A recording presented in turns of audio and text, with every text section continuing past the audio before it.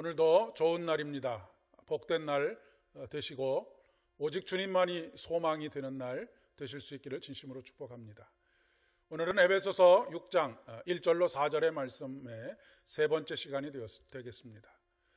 주 안에서의 부모와 자녀 세 번째입니다. 오직 주의 교훈과 훈계로라고 하는 제목으로 말씀을 함께 나누려고 합니다. 오늘 우리에게 주시는 하나님의 말씀은 에베소서 6장 1절로 4절의 말씀입니다. 자녀들아, 주 안에서 너희 부모에게 순종하라. 이것이 옳으니라. 내 아버지와 어머니를 공경하라. 이것은 약속이 있는 첫 계명이니 이로써 내가 잘되고 땅에서 장수하리라.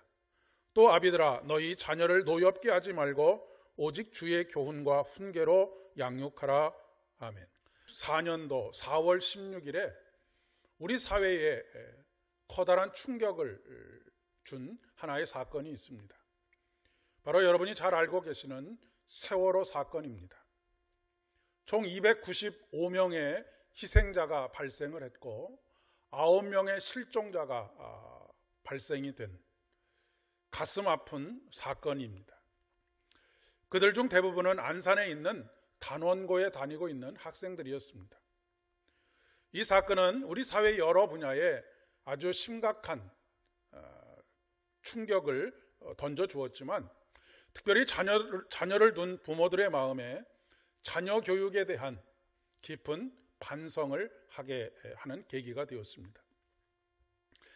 전혀 예기치 못한 일이 발생해서 자녀들이 부모의 곁을 떠나게 되었을 때 비로소 이럴 줄 알았다고 한다면 아이를 입시 지옥에 넣어놓고 그 입시 지옥에서 힘들고 어렵게 시간을 보내도록 하기보다는 주어진 시간 속에서 자신의 삶을 찾고 자신의 시간들을 즐기고 행복하게 그 시간들을 스스로가 디자인해 갈 수 있도록 도왔으면 참 좋았겠다라고 하는 생각을 하게 되었기 때문에 그렇습니다. 실제로 이 일로 인해서 자녀들을 입시지옥에서 끄집어내서 자신의 길을 찾고 자신의 삶을 살아갈 수 있도록 한 부모들이 적지 않다라고 하는 이야기를 전해 듣습니다. 어느 부모가 자녀가 잘 되는 것을 원하지 않겠습니까? 어떤 부모도 자식이 잘못된 길로 나아가는 것을 원하지 않습니다. 모든 부모가 우리 자녀들이 부모에게 순종하고 부모를 공경하며 약속이 있는 첫 계명의 삶을 살아가기를 원할 것입니다. 그래서 날마다 수많은 투자들을 하고 희생을 서슴지 않는 것이 아니겠습니까? 그러나 그러한 결과들이 무엇을 초래하고 있는지를 보게 되면 다시 한번 심각한 고민을 하게 만듭니다. 그 결과가 전혀 기대 밖으로 나오고 있기 때문에 그렇습니다. 우리나라 청소년의 사망 원인 1위가 2014년부터 지난해까지 극단적 선택입니다. 즉 자살입니다. 자살 시도 비율이 3%를 넘고 있습니다. 무엇이 문제일까요? 물론 한두 가지로 그 원인들을 설명할 수 없습니다. 여러 가지 원인들이 복합적으로 되어져 있습니다. 친구 관계 혹은 성적으로 인한 압박, 스트레스, 성격 문제 등등이 바로 그 원인입니다. 그런데 근본적으로 이런 문제의 원인에 대한 올바른 길을 제시해 주지 못하고 있기 때문이라고 그렇게 생각됩니다. 또한 그 길을 알고 있다 할지라도 현실적으로 명문대의 입시라고 하는 그 목표를 위해서 그 모든 것들을 유보하거나 억누르고 있기 때문이 아닐까 싶습니다. 오늘 말씀은 오직 주의 교훈과 훈계로 양육하라 라고 말씀하십니다.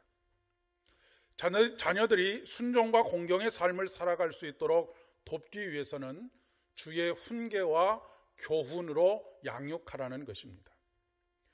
교훈은 훈련을 통해서 의지를 다지는 일이고